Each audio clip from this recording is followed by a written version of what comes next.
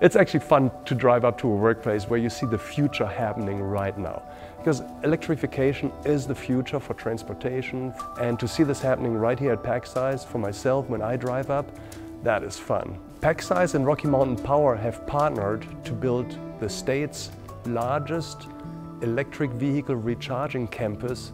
We have roughly 53 charging stations now available for employees. Maverick's a convenience store chain based in Salt Lake City.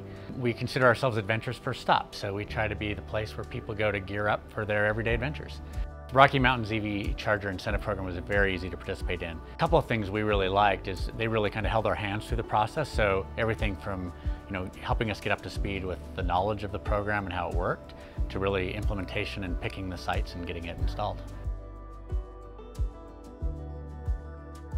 I know that our residents, because they've expressed gratitude, are happy that we have EV chargers at our city offices, both because of the example that sets for our community and so that they can actually use them.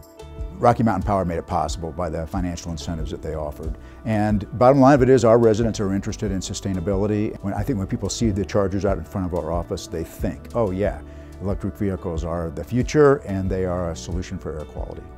Over about the last year, we've put in 8 electric vehicle chargers from St. George up to Ogden, and then we also have one in Wellsville up in Cache Valley and one in Stansbury.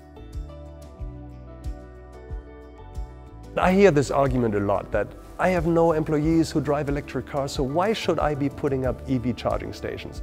And the development actually goes in reverse. As soon as EV charging is available at a workplace, employees will follow. So I think it's just a matter of time when businesses, but more importantly landlords, realize that EV recharging infrastructure is an essential part of any kind of facility. We are now more competitive in the competition for talent because we have workplace recharging at PacSize. We are complete believers in this, that this not only benefits PacSize, but actually is the right thing to do for the society and for the economy as a whole.